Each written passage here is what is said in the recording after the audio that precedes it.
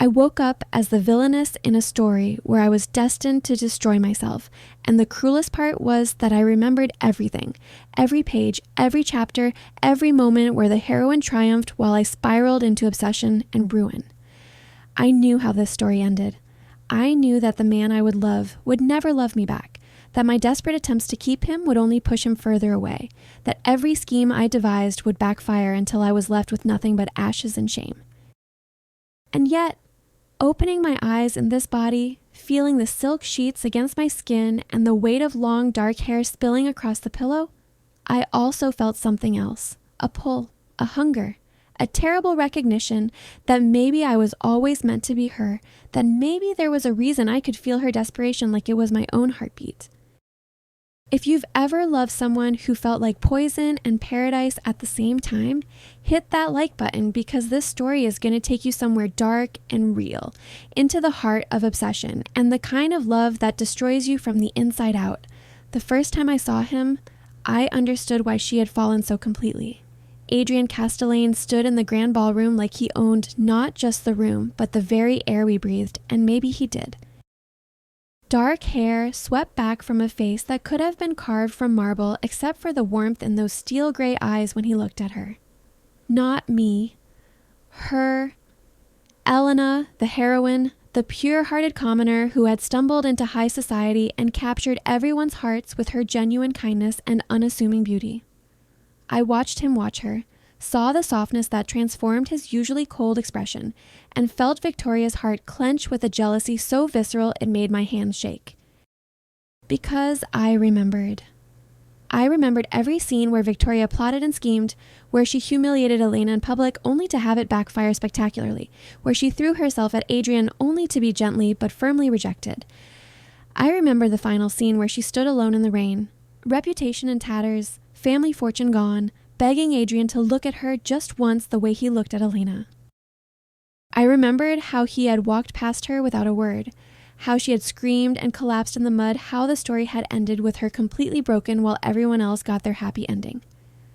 And knowing all of this, feeling the weight of this predetermined tragedy pressing down on my chest, I also felt something the original Victoria never had, clarity. I could change this. I could walk away, refuse to play the villain's part, let Adrian and Elena have their perfect love story while I lived quietly on the sidelines. I could save myself.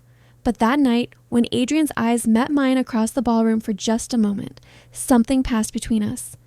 Recognition, maybe, or challenge, or the terrible spark of two people who see the darkness in each other. His gaze lingered a fraction too long before returning to Elena, and in that fraction of a second, I felt Victoria's obsession slam into me like a physical force. It wasn't love, not yet.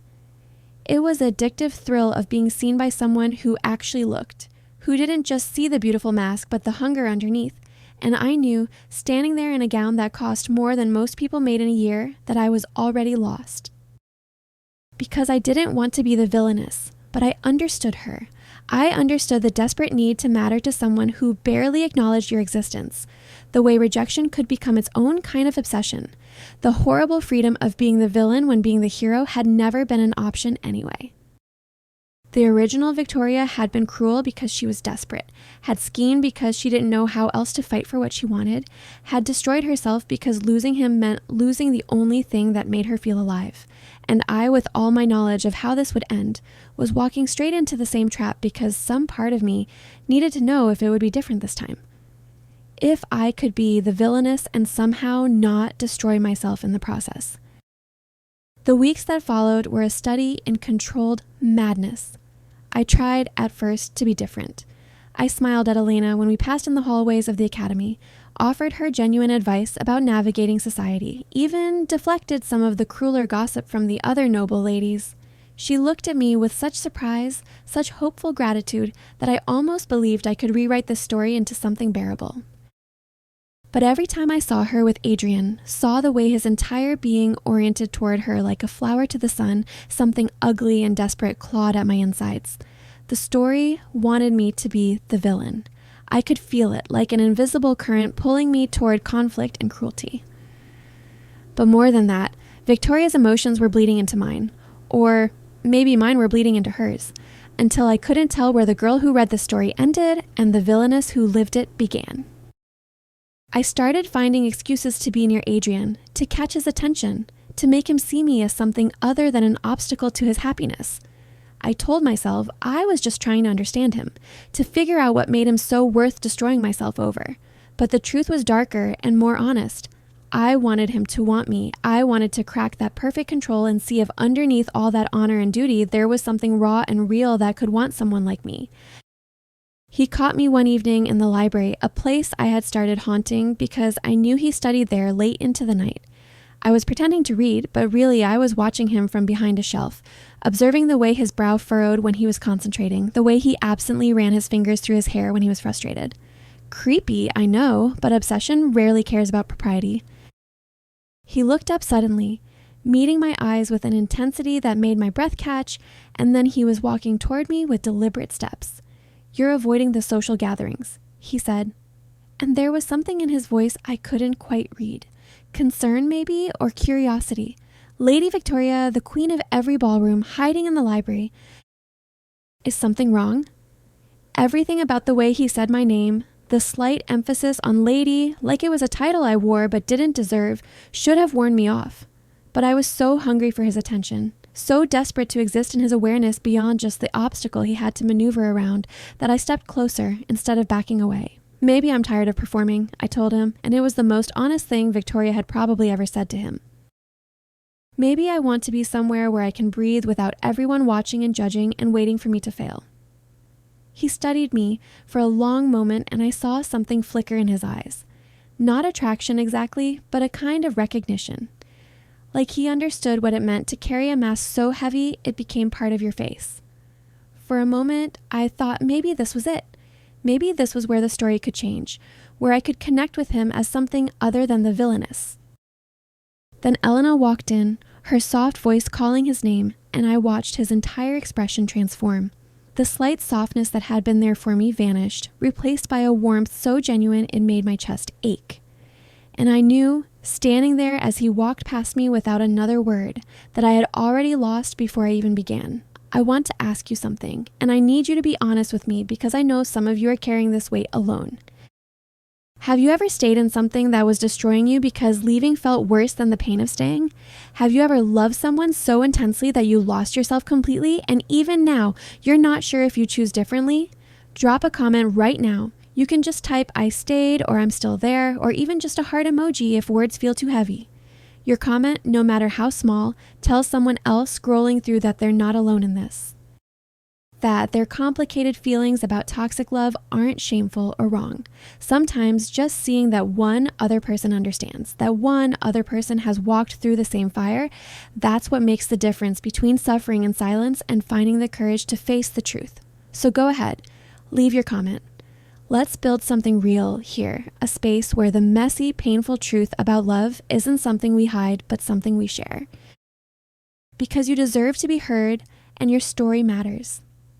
After that night, something broke inside me. Or maybe something that was already broken just stopped pretending to be whole. I started playing the role I remembered, not because the story forced me to, but because it was easier than fighting against what I was apparently meant to be. I made subtle comments about Elena's common background, not cruel enough to be openly attacking, but pointed enough to remind everyone she didn't belong. I arranged situations where she would be uncomfortable or embarrassed, always with plausible deniability, always with a sweet smile.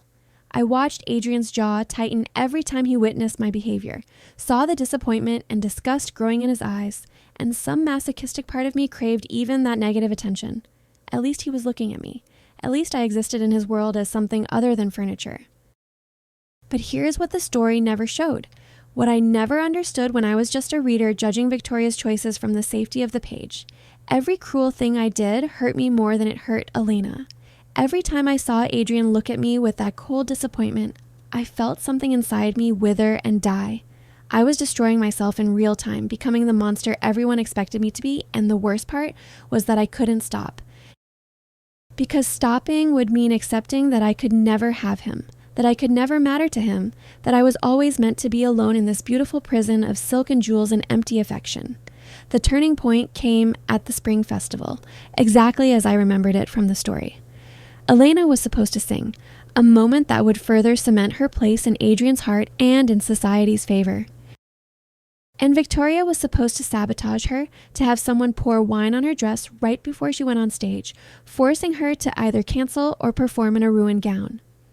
In the original story, Adrian had given Elena his jacket. She had sung anyway with tears in her eyes, and the audience had loved her even more for her grace under pressure. Victoria had been exposed as the culprit and publicly humiliated. I could have changed it. I could have let the moment pass, let Elena have her triumph without interference. But standing there backstage, watching her practice her scales, seeing the nervous but genuine joy on her face, I felt Victoria's jealousy rise up like bile. She had everything. Adrian's love, society's acceptance, the freedom to be herself without the weight of expectations crushing her. And I had nothing but this role, this predetermined path to destruction, this story that wanted me to break. So I did it. I gave the signal to the servant I had bribed. I watched the red wine splash across her pale blue dress. I saw her face crumble, saw the tears start, and felt absolutely nothing. No satisfaction, no triumph, just a hollow emptiness that confirmed what I already knew. I was the villainess, and I couldn't save myself from what I was. But then Adrian was there, shrugging off his jacket to cover her, and instead of looking at her with tender concern like he was supposed to, he turned to me. The fury in his eyes should have frightened me, should have made me step back, but I was so far gone by then that I wanted him to see me even like this, even in his anger. "You did this," he said, and it wasn't a question. His voice was low and controlled, but I could hear the rage underneath, the absolute disgust. "I don't know what's wrong with you, Victoria.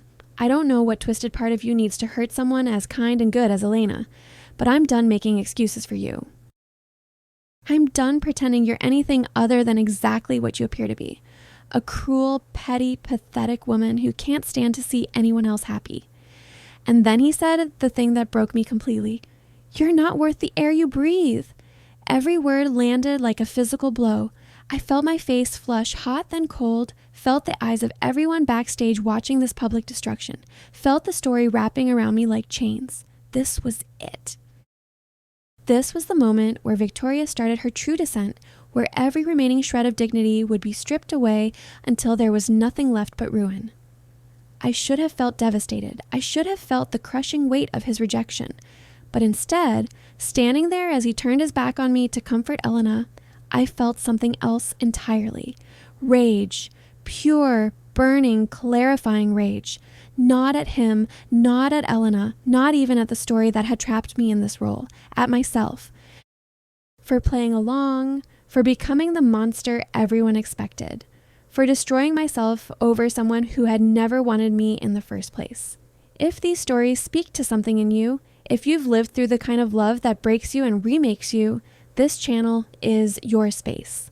Subscribe and become part of a community that understands that love isn't always light, that sometimes the most powerful connections are the ones that scar us.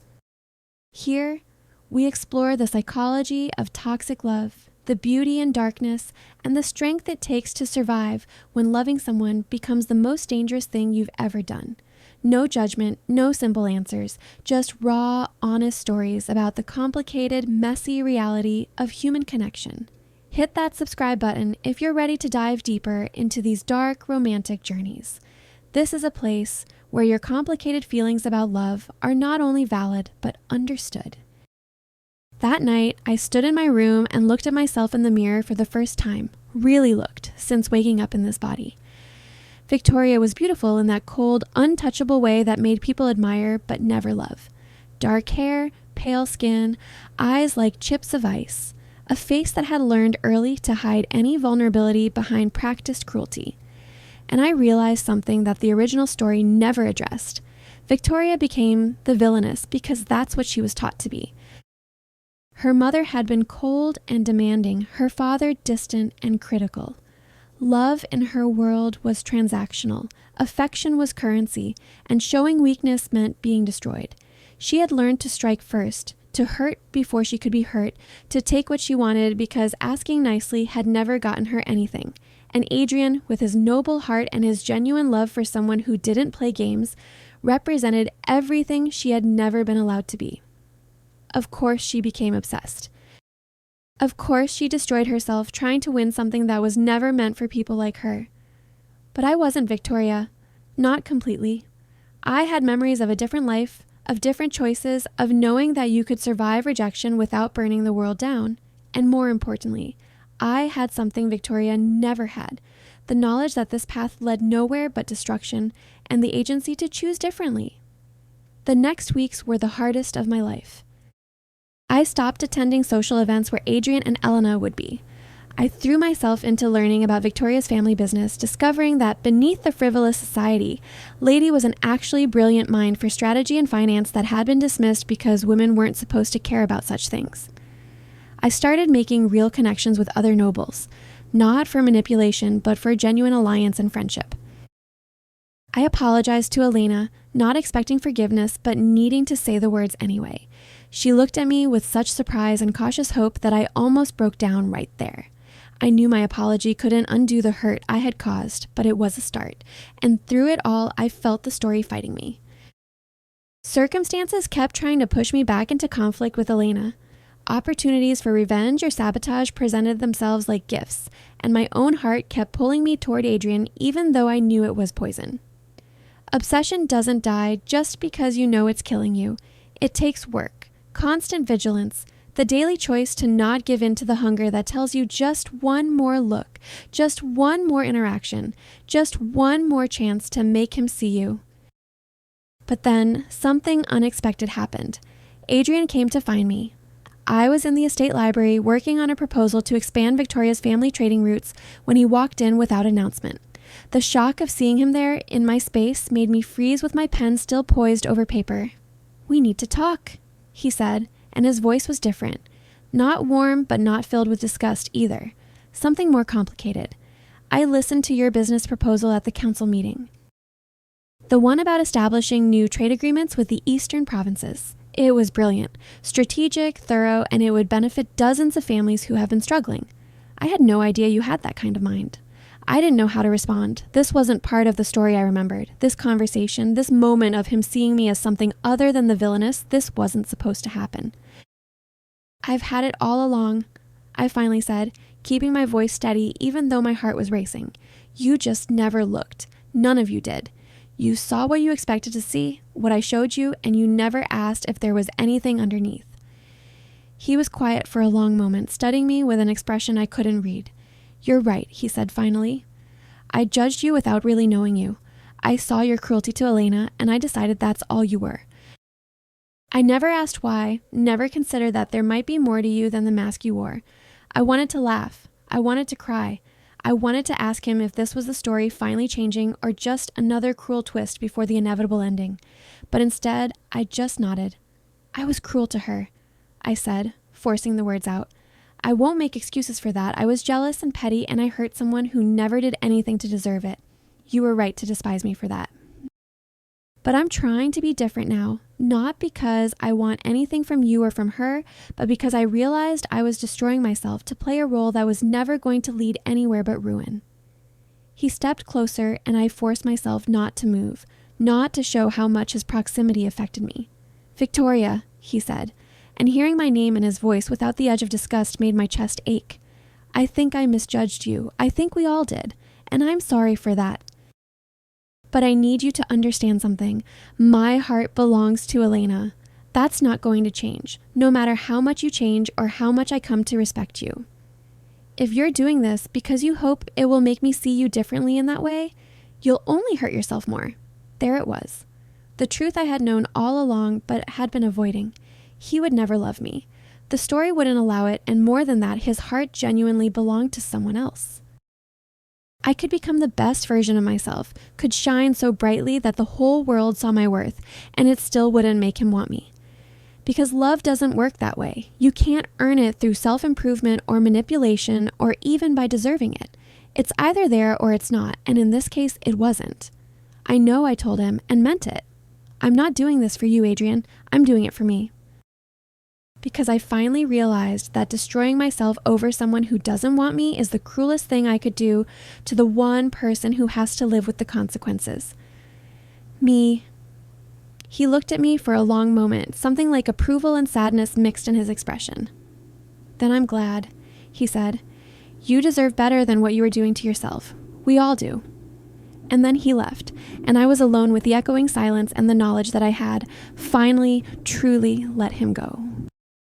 The ending of my story wasn't the triumphant villain's downfall the original tale had promised. It wasn't a redemption arc where I won Adrian's love through change and perseverance. It was quieter and harder and more real than that. I rebuilt Victoria's life piece by piece, turning her family's business into an empire, creating genuine friendships with women I had once seen as rivals or tools, and learning to exist in a world where Adrian and Elena's happiness didn't destroy me.